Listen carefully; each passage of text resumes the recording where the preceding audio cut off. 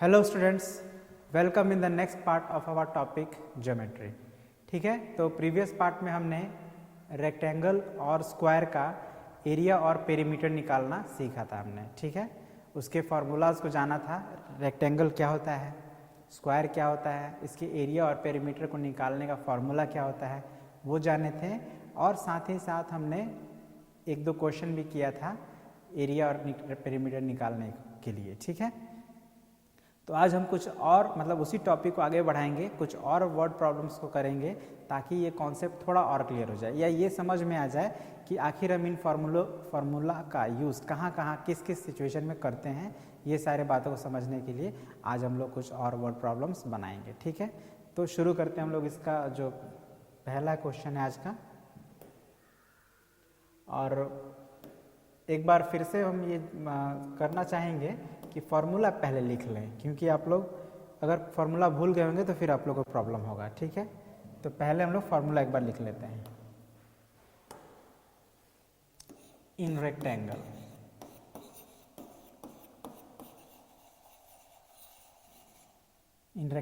Area is equal to क्या होता है, लेंथ इंटू ब्रेथ। एल और बी मतलब L means length, B means breadth, और पेरीमीटर मीन्स क्या होता है 2 multiplied by length plus breadth. ठीक है, और in square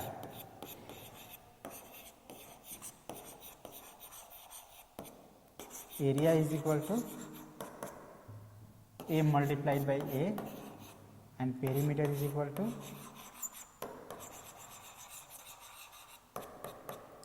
4 multiplied by A. ठीक है, ये ए है, थोड़ा ध्यान दीजिएगा, ए multiplied by A.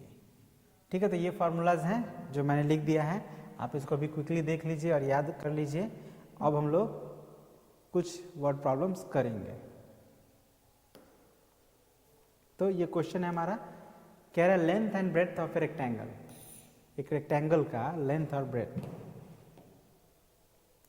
Length and breadth of a rectangle are 11 centimetre and 9 centimetre. ठीक है, रेस्पेक्टिवली का मतलब होता है उसी ऑर्डर में। जैसे यहाँ पहले लेंथ है तो जो पहले होगा वो लेंथ होगा, बाद में ब्रेड्थ है तो जो बाद में है वो ब्रेड्थ होगा। अब वैसे भी आपको मैंने बताया था कि जो साइड लंबा होता है वो लेंथ होता है, जो छोटा होता है वो ब्रेड्थ होता है। वैसे भी क्लियर है, that is length and this is breadth. अब हमें क्या फाइंड करना है, पेरीमीटर एंड एरिया। तो ये एग्जैक्टली वही क्वेश्चन है जो हमने पिछले पार्ट में आप लोग को एक्सप्लेन किया था। लेकिन चलिए ठीक है, इसको बनाते हैं। क्या करेंगे,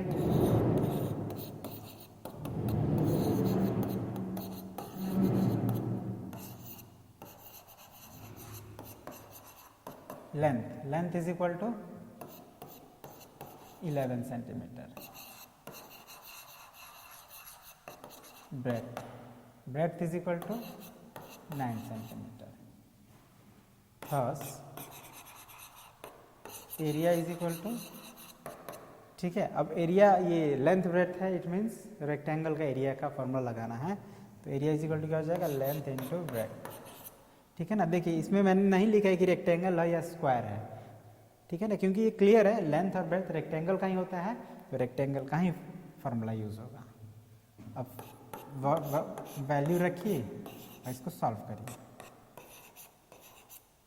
ठीक है, 99 आ गया।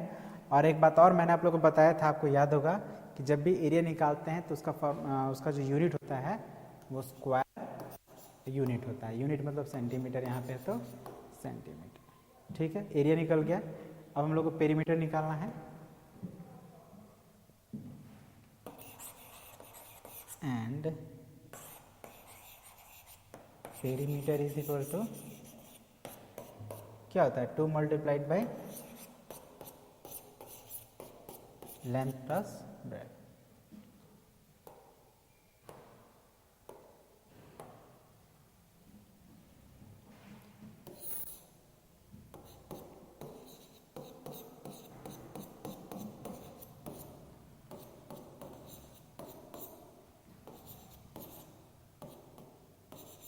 ठीक है, बहुत ही सिंपल कैलकुलेशन है, कोई मतलब इसमें हार्ड नहीं है, बहुत ही सिंपल कैलकुलेशन। 11 + 9 20 में 2 से मल्टीप्लाई करेंगे 40, तो 40 अब यहाँ पे सेंटीमीटर होगा। पेरीमीटर में स्क्वायर नहीं लगाना है क्योंकि स्क्वायर सिर्फ एरिया में लगता है। ठीक है, तो दिस इज द आंसर, मतलब एक पेरीमीटर भी निकल गया, एरिया भी निकल गया। Okay, so let's move to the next question.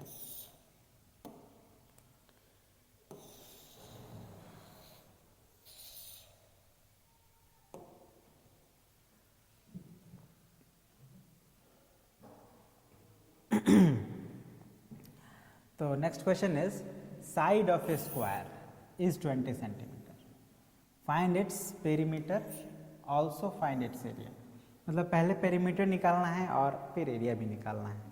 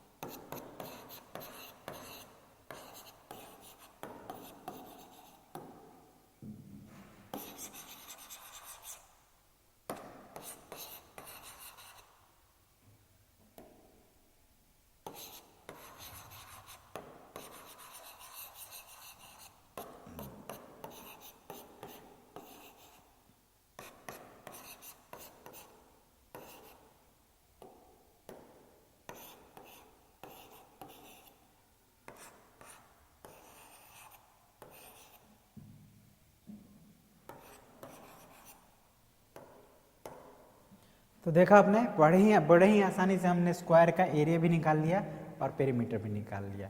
सिर्फ हमें एक साइड की ज़रूरत है, तो साइड हमें पता था, एरिया निकालने के लिए हमने उसका फॉर्मूला लगाया, आंसर आ गया, मल्टीप्लाई किया, आंसर आ गया। पेरीमीटर निकालने के लिए हम पेरीमीटर का फॉर्मूला लगाएं और उसको सॉल्व कर लिए, आंसर आ गया। ठीक है, बहुत सिंपल है, स्क्वायर का एरिया निकालना बहुत सिंपल होता है। अब इसके बाद जो हमारा क्वेश्चन होगा वो थोड़ा सा अलग होगा, लॉजिक बेस्ड, मतलब यहाँ पे आपको अपना बुद्धि का इस्तेमाल करना है और उसके बाद आपको पता करना है कि आपको क्या निकालना पड़ेगा, पेरीमीटर या एरिया। तो चलिए पहले क्वेश्चन को पढ़ते हैं। Reena runs along the boundary of a square garden. ठीक है ना, स्क्वायर गार्डन समझ रहे हैं ना। जैसे सपोज कीजिए कि कोई एक इस तरह का गार्डन है स्क्वायर के शेप में। ठीक है, अब वो रीना क्या कर रही है, इसका बाउंड्री मान देखते हैं आप, जो पार्क होता है अक्सर या उसके लोग बाउंड्री पर जॉगिंग करते हैं, यहाँ से दौड़ रही है, बाउंड्री पर दौड़ रही है। अब ये क्या कि एक राउंड उसका कंप्लीट हो गया।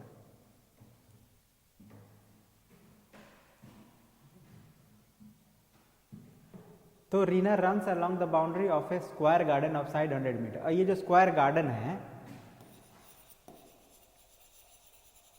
इसका जो साइड का लेंथ है वो 100 मीटर है ना। अब क्वेश्चन क्या है, देखिए, what total distance will it cover in 2 rounds. मतलब हमें ये बताना है कि जब वो 2 राउंड इसका कंप्लीट कर लेगी तो कितना डिस्टेंस कवर करेगी। तो ध्यान दीजिएगा, जब वो 1 राउंड कंप्लीट ऐसे करी तो वो कितना डिस्टेंस कवर करेगी। अगर आप ये समझ गए हैं तो 2 राउंड का भी आप आसानी से निकाल सकते हैं। तो जैसा कि वो इसकी सिर्फ बाउंड्री पे दौड़ रही है, तो यानी वो 1 राउंड में उतना ही डिस्टेंस कवर करेगी जितना कि इसका पेरीमीटर होगा। आप देख रहे हैं पेरीमीटर वही होता है, sum of all it's sides. तो ये एक साइड यहाँ पे रन की, अब यहाँ पे एक यहाँ से यहाँ की तो 100 मीटर, फिर यहाँ से यहाँ 100 मीटर, फिर यहाँ से यहाँ 100 मीटर, फिर यहाँ से यहाँ 100 मीटर। मतलब वो एक पेरीमीटर के बराबर का डिस्टेंस कवर करेगी 1 राउंड में।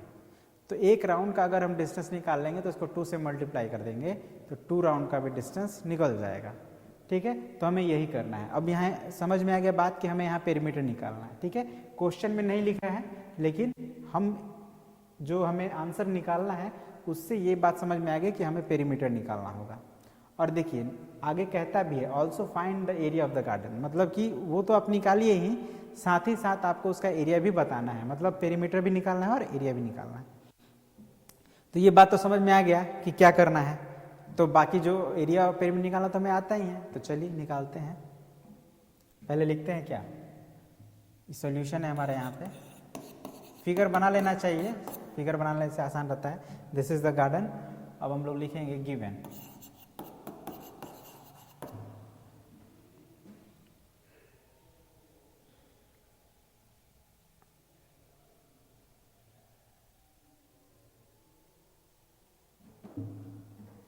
इस चीज को लिख लेते हैं, since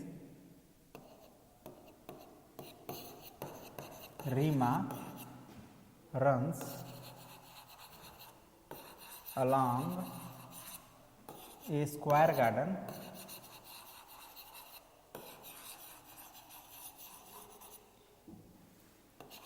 with square garden of side 100 meter,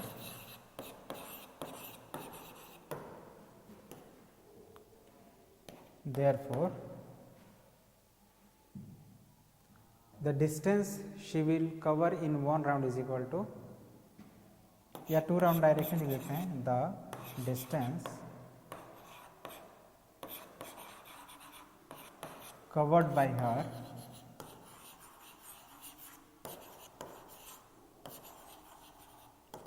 in 2 rounds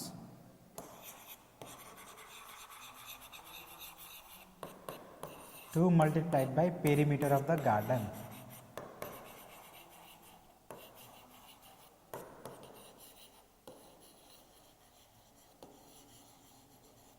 है ना। अभी तो 2 मल्टीप्लाई हैं ही, पेरीमीटर ऑफ गार्डन क्या होगा, तो 4 इंटू साइड होता है, क्योंकि गार्डन जो है वो स्क्वायर के शेप में है, तो स्क्वायर का फॉर्मूला लगाना है, स्क्वायर के पेरीमीटर का फॉर्मूला लगाना है, जो क्या होता है 4 मल्टीप्लाइड बाई साइड, यानी कि 2 है। अब इधर हम लोग फिर 4 में इसके साइड यानी 100 से मल्टीप्लाई करेंगे, तो ये देखिए 2 मल्टीप्लाइड बाई 4 इंटू 100 मतलब 400, मतलब 800 मीटर है ना, तो पेरीमीटर में तो स्क्वायर नहीं लगता। ये हो गया हमारा एक आंसर। अभी हमको एक और आंसर निकालना है, तो अब यहाँ पे तो नहीं बनेगा, स्पेस नहीं, हम लोग नेक्स्ट पेज पे बनाएंगे।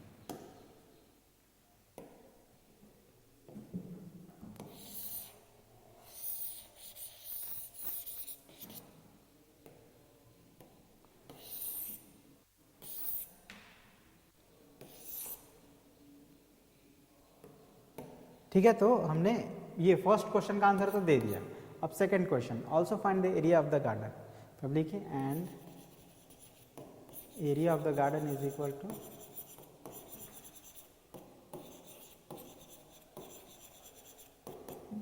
क्या होता है area, side multiplied by side, तो साइड है 100 यानी 100 मल्टीप्लाइड बाई 100। अब 100 में 100 से मल्टीप्लाई करें तो कितना हो जाएगा 10,000, यानी 10,000 स्क्वायर मीटर। ठीक है, तो एरिया भी निकल गया, पेरीमीटर भी निकल गया, बहुत आसान क्वेश्चन था।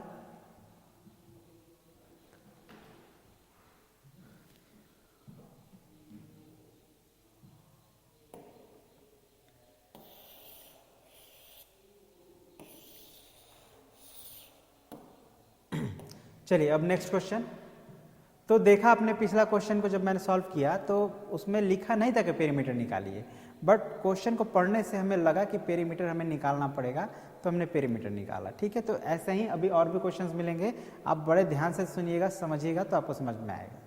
ठीक है, a rectangular playground is 60 metre long and 20 metre broad. ठीक है, ब्रॉड या ब्रेड्थ, ठीक है, सेम ही है।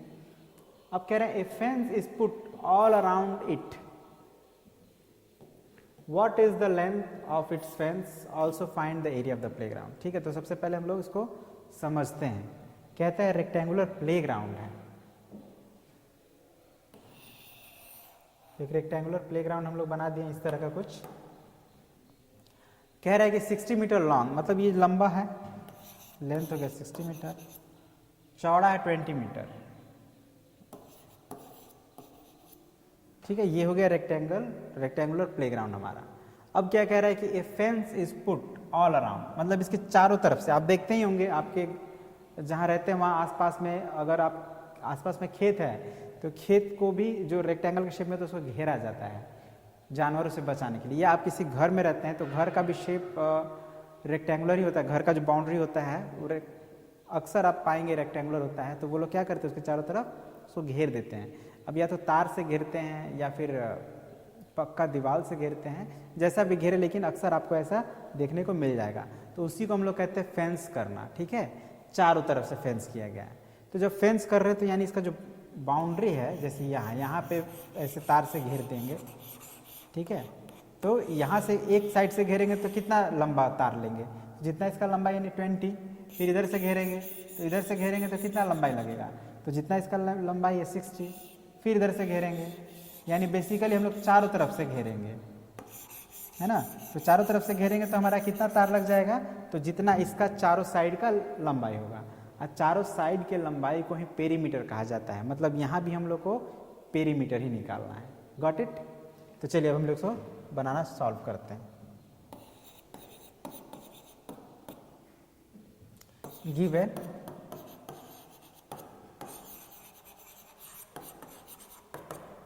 Length is equal to breadth,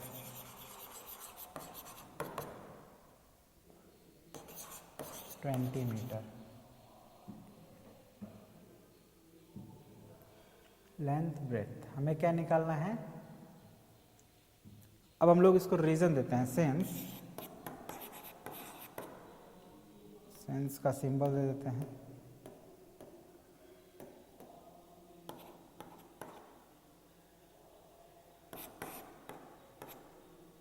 A fence is put all around it, therefore the length of its fence is equal to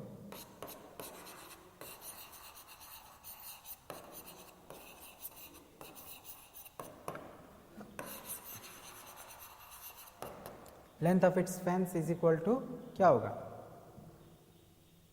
perimeter of playground, है ना, या is equal to perimeter सीधे लिख देते हैं, ठीक है, चलेगा। अब पेरीमीटर तो देखिए रेक्टेंगुलर है तो रेक्टेंगल का पेरीमीटर का फॉर्मूला लगाएंगे, स्क्वायर होता तो स्क्वायर का फॉर्मूला लगाते हैं। तो ये रेक्टेंगुलर है मैंने रेक्टेंगल का लगाएंगे, तो क्या हो जाएगा 2 into length plus breadth. Length means 60 plus 20। इसको आप सॉल्व करेंगे तो यह आ जाएगा 160 मीटर, ठीक है। तो एक क्वेश्चन का आंसर निकल गया। अभी फिर एरिया भी निकालना है। तो एरिया कैसे निकालेंगे, तो एरिया तो आप जानते हैं, जैसा कि हर बार हम लोग निकाल रहे हैं। Also area is equal to length into breadth करके सॉल्व कर लेंगे, एरिया आपका निकल जाएगा, ठीक है। तो नेक्स्ट इसके जो आगे का है वो आप लोग खुद निकाल लेंगे, ठीक है। यहाँ पे मैं लिख दे रहा हूँ find its area, find its area, ठीक है।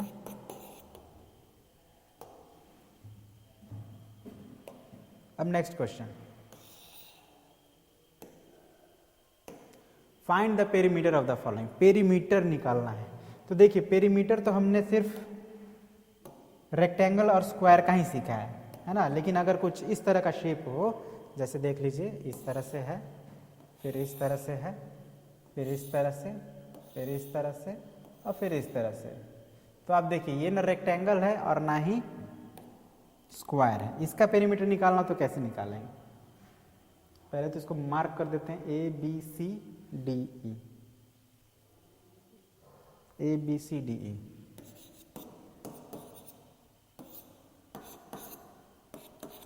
ठीक है। और देखिए यहाँ पे इसका साइड का लेंथ दिया हुआ है 12 सेंटीमीटर,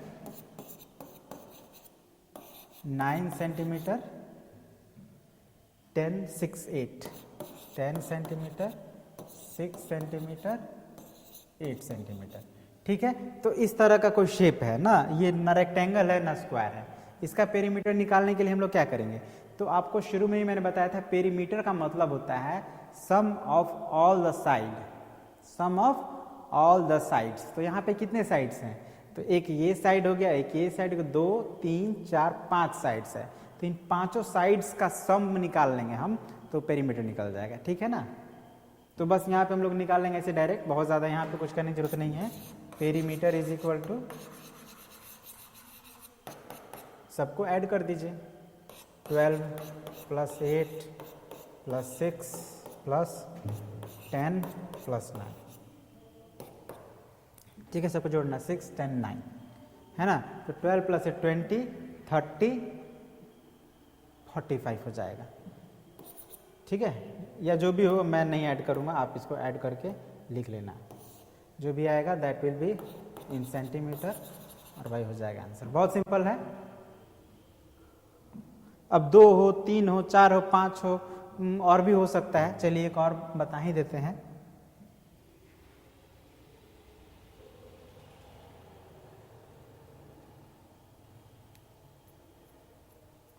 ठीक है, तो नहीं बताने की जरूरत नहीं है। इसी तरह का कोई भी और हो सकता है, जैसे सपोज कीजिए इस तरह से है, ये तो आपका ए हो गया, कोई कुछ इस तरह से है, 1 2 3 4 5 6, 1 2 3 4 5 6। अब इस तरह का शेप है, यहाँ पे 6 साइड्स हैं, A B C D E F, 6 side से सबका वैल्यू दिया रहेगा। आपको क्या करना है, जैसे यहाँ पे आपने सबको जोड़ा था वैसे ही आप इसको जोड़ देंगे, ठीक है, कोई मुश्किल नहीं है, आप इसको खुद कर लीजिएगा। हम लोग अब नेक्स्ट क्वेश्चन करते हैं। तो नेक्स्ट क्वेश्चन क्या है, ए रेक्टेंगल इज 10 सेंटीमीटर। अब देखिए इसका मतलब क्या हुआ, इसका मतलब है हम इसको पढ़ते हैं 10 सेंटीमीटर बाई 8 सेंटीमीटर, ठीक है ना, ऐसे पढ़ते हैं इसको। क्या पढ़ते हैं, 10 सेंटीमीटर बाई 8 सेंटीमीटर। और अब देखिए इसमें लेंथ ब्रेथ तो नहीं दिया है, बट आप समझ सकते हैं कि ये जो बड़ा वाला है वो लेंथ है और छोटा वाला जो है वो ब्रेथ है, ठीक है। What is the area of the largest square that can be cut out of it? अब ये थोड़ा अलग ही क्वेश्चन है, पहले इसको हम लोग बनाते हैं फिगर।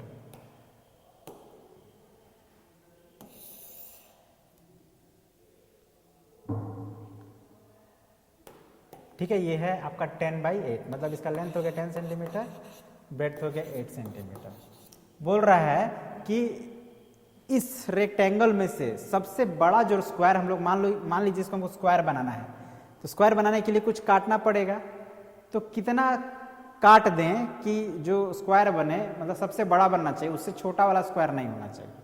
तो इसके लिए सीधा सा आंसर है, यहाँ पे 8 है, यहाँ पे 10 है, तो स्क्वायर के लिए हमको चारों तरफ से 8 होना चाहिए ना। तो इधर से भी हम लोग यहाँ से 8 नाप कर इधर से भी 8 ऐसे काट देंगे और इधर से भी 8 काट देंगे, ठीक है। और इसको फिर मिला देंगे, ऐसे मिला देंगे। तो इस तरह से जो ये स्क्वायर बनेगा, ये वाला, ये क्या होगा, लार्जेस्ट स्क्वायर बनेगा, ठीक है। बस यही बात ध्यान रखना है।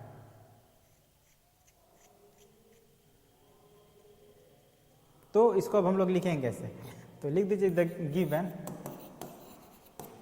L is equal to 10,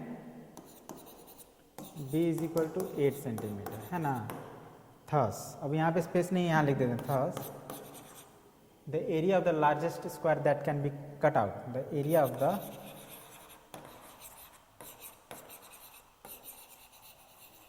largest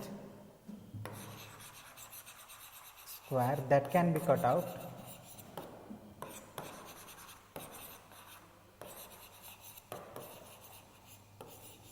is equal to, तो 8 मल्टीप्लाइड बाई 8 यानी 64 स्क्वायर सेंटीमीटर, ठीक है। समझ गए ना। 8 क्यों लिया हमने, क्योंकि ये हमको तो चारों साइड इक्वल चाहिए।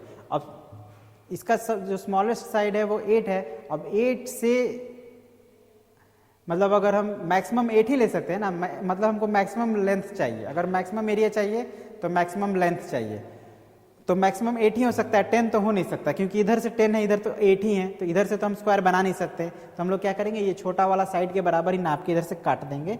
तो ये एरिया हमारा जैसे ही कट जाएगा तो ये जो एरिया है वो स्क्वायर बन जाएगा और वही लार्जेस्ट होगा अगर 8 से कम करेंगे तो उससे छोटा होगा, ऐसा नहीं कि 8 से कम नहीं काटा जा सकता है, 8 से कम का भी स्क्वायर काटा जा सकता है, बट वो लार्जेस्ट नहीं होगा, वो उससे छोटा हो जाएगा, ठीक है ना। तो ये चीज़ था जो इसमें हमें बताना था। अब एक लास्ट क्वेश्चन है, इसको भी हम लोग बना लेते हैं। A square of side 8 centimetre is cut into 2 equal parts. Okay, ये थोड़ा अलग है, वैसा ही है, मिलता जुलता, बट थोड़ा सा अलग है। क्या किया गया है, देखिए इसमें एक स्क्वायर है,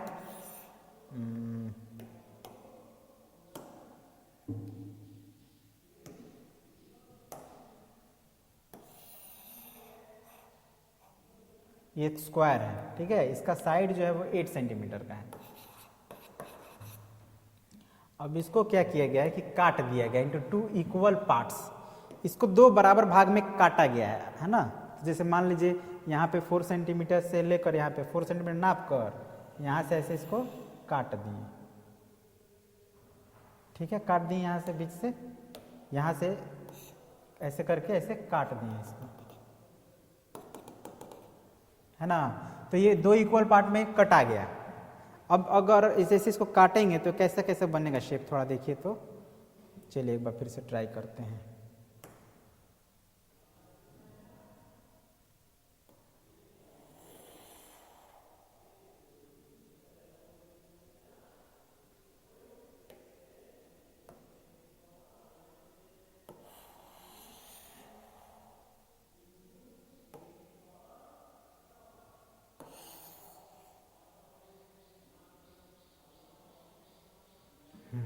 तो जब आप इसको बीच में से ऐसे काट देंगे तो इसी तरह का 2 स्क्वायर अलग अलग मतलब रेक्टेंगल के शेप में हो जाएगा। अभी तो ये एक साथ था, अब अलग अलग हो गया।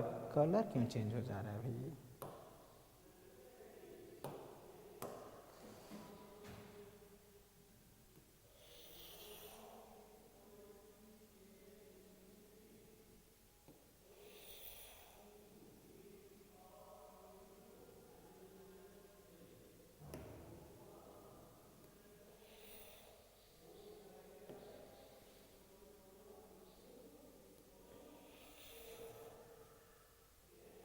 ठीक है, समझिएगा यहाँ बात पे। ये एक ही था, इसको हमने जब काट दिया तो ऐसा 2 हो गया। अब कह रहा है कि इन दोनों का पेरीमीटर निकालिए। तो अब देखिए, पहले तो ये स्क्वायर था, लेकिन जब काट दिया गया तो ये रेक्टेंगल हो गया।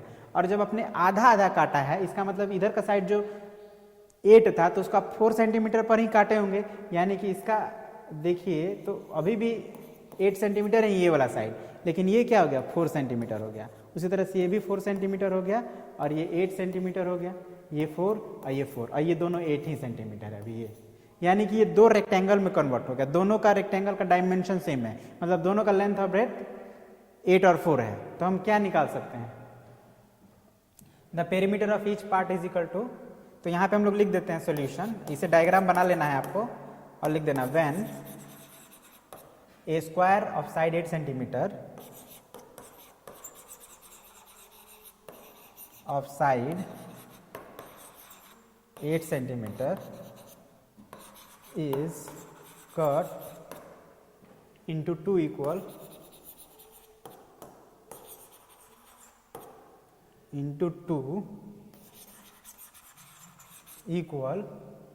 parts. The perimeter of each part is equal to